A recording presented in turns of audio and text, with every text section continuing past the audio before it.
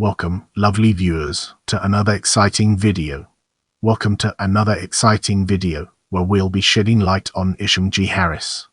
Isham Green Harris, February 10, July 8, 1897, was an American politician who served as the 16th governor of Tennessee from 1857 to 1862, and as a U.S. senator from 1877 until his death.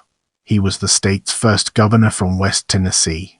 A pivotal figure in the state's history, Harris was considered by his contemporaries the person most responsible for leading Tennessee out of the Union and aligning it with the Confederacy during the Civil War. Harris rose to prominence in state politics in the late years when he campaigned against the anti-slavery initiatives of Northern Whigs. He was elected governor amidst rising sectional strife in the late years, and following the election of Abraham Lincoln in 1860, persistently sought to sever the state's ties with the Union. His wartime efforts eventually raised over 100,000 soldiers for the Confederate cause. After the Union Army gained control of Middle and West Tennessee in 1862, Harris spent the remainder of the war on the staffs of various Confederate generals. Following the war, he spent several years in exile in Mexico and England. After returning to Tennessee, Harris became a leader of the state's bourbon Democrats. During his tenure in the U.S. South Senate, he championed states' rights and currency expansion. As the Senate's president pro tempore in the years, Harris led the charge against President Grover Cleveland's attempts to repeal the Sherman-Silver Purchase Act. Brace yourselves for the next chapter, where we'll be dissecting early life and career. Harris was born in Franklin County, Tennessee near Tullahoma.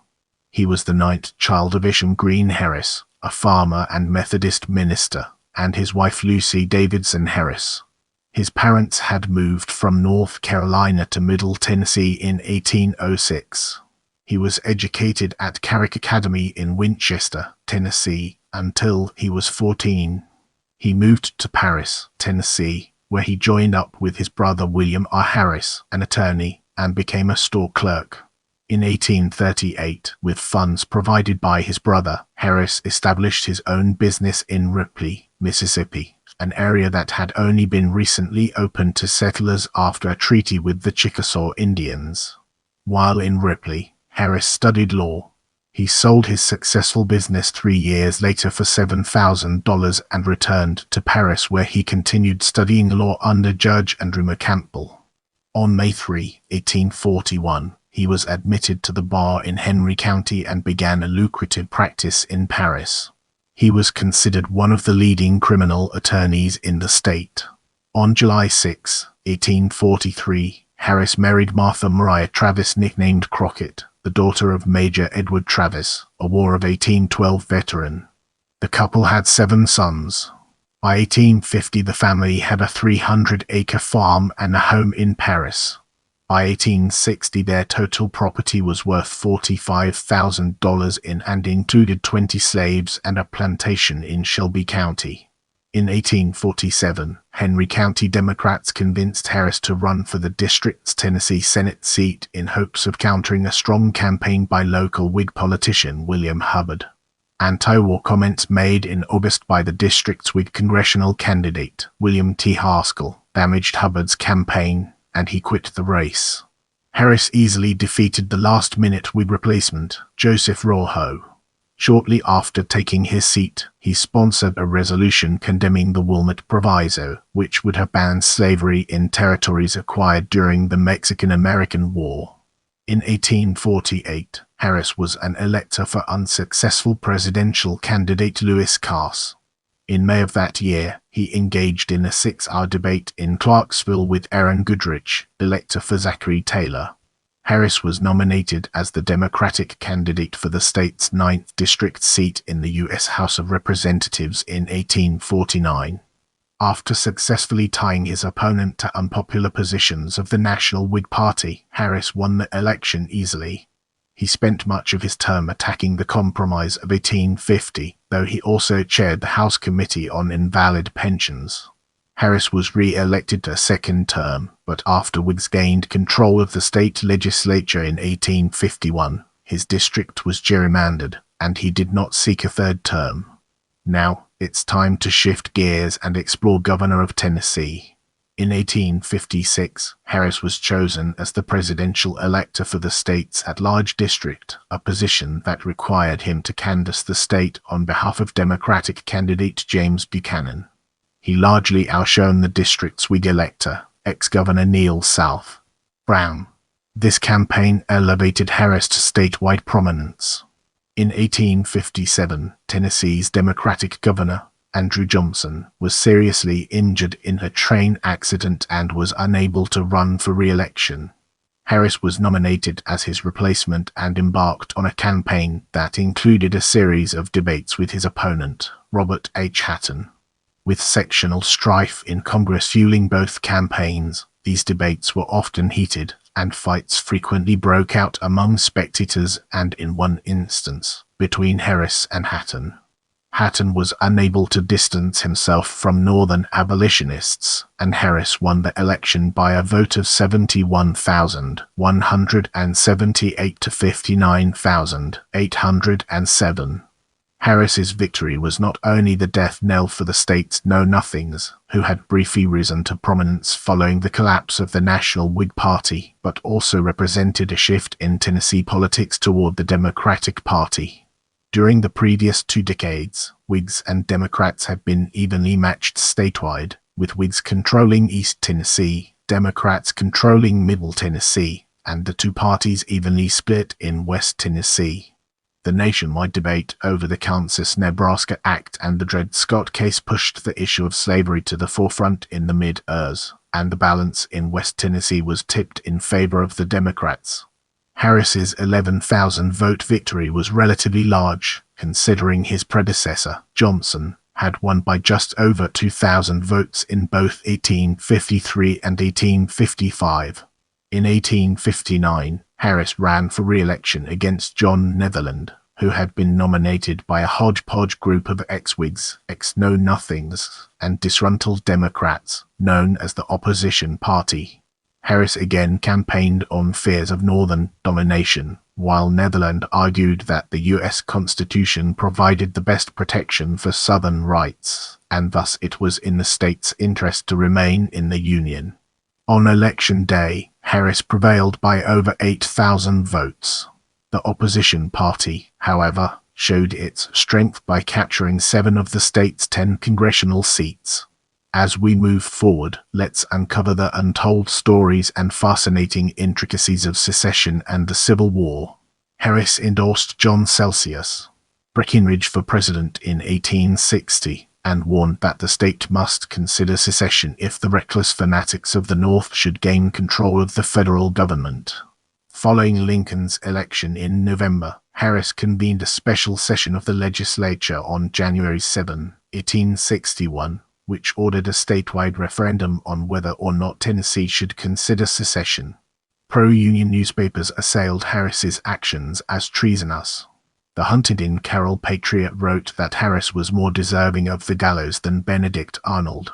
William Parson Brownlow, editor of the Knoxville Whig, particularly despised Harris, calling him Isham and King Harris, and slammed his actions as autocratic. When the referendum was held in February, Tennesseans rejected secession by a vote of 68,000 to 59,000.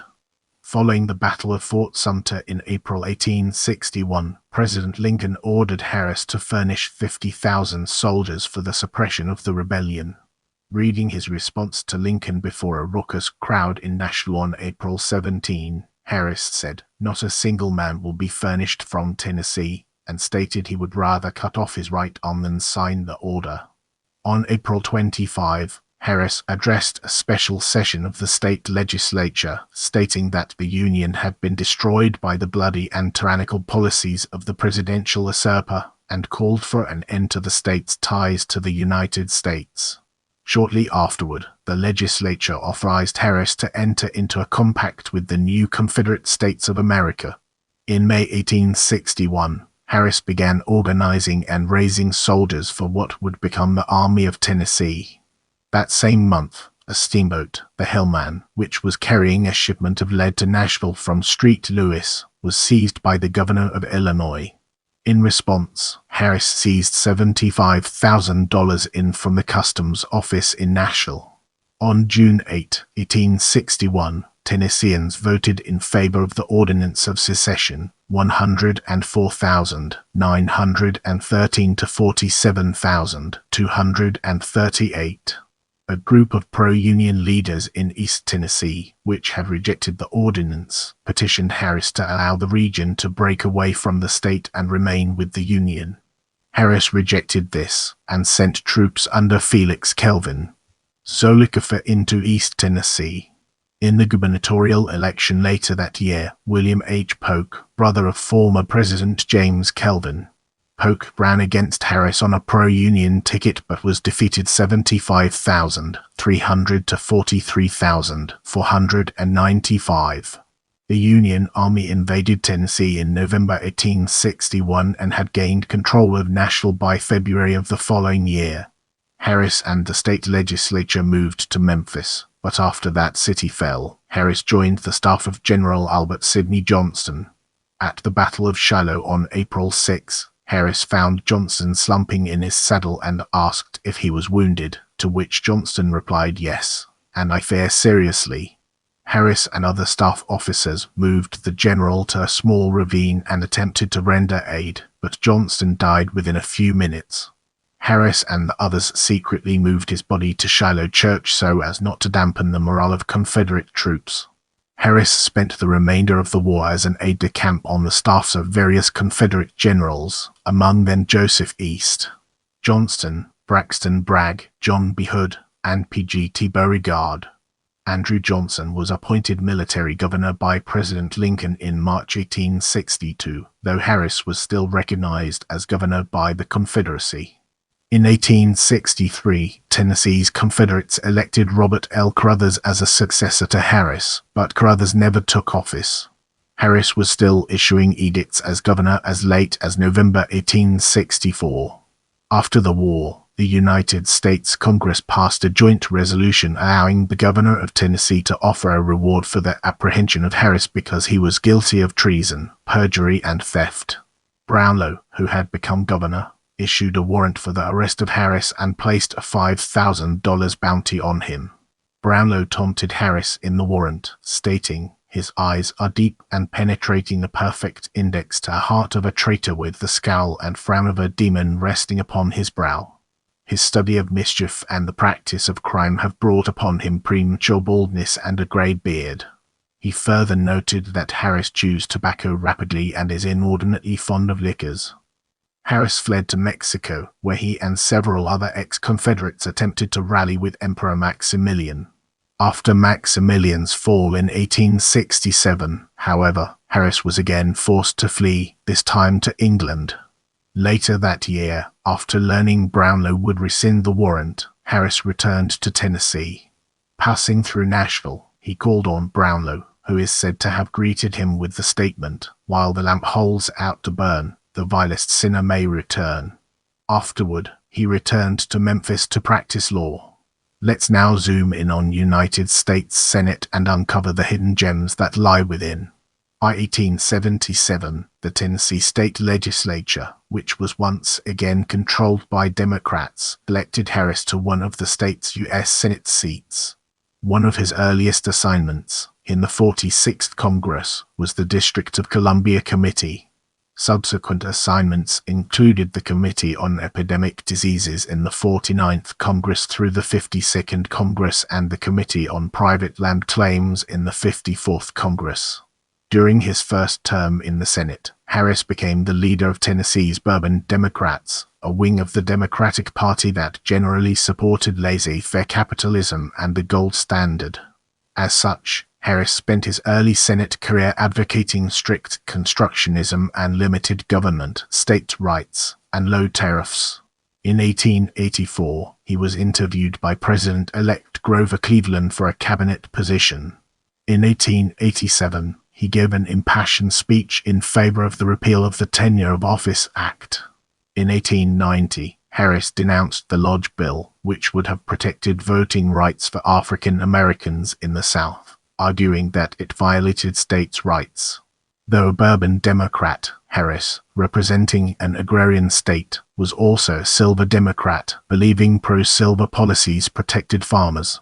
He supported the Blandolison Act of 1878, which authorized the federal government to purchase silver to prevent deflation in crop prices. He also supported the Act's replacement, the Sherman Silver Purchase Act of 1890. In 1893, President Cleveland, concerned that the Sherman Act was depleting the U.S. gold supply, sought its repeal. When the vote came up in the Senate in October, Harris, as president pro tempore, launched a filibuster in hopes of preventing the Act's repeal, but was unsuccessful. Disgruntled over the repeal of the Sherman Act, Harris campaigned for unsuccessful presidential candidate and gold standard opponent William Jennings Bryan in 1896. In the next segment, we'll be exploring death and its implications for our subject matter. Harris died in office on July 8, 1897. His funeral was held in the Senate chamber of the United States Capitol. Congressman Walter P. Brownlow, a nephew of Harris' old rival Parson Brownlow, was among those who delivered a memorial address in his honor. He is interred at Elmwood Cemetery in Memphis, Tennessee. Leave a comment below and let me know what you thought of this video.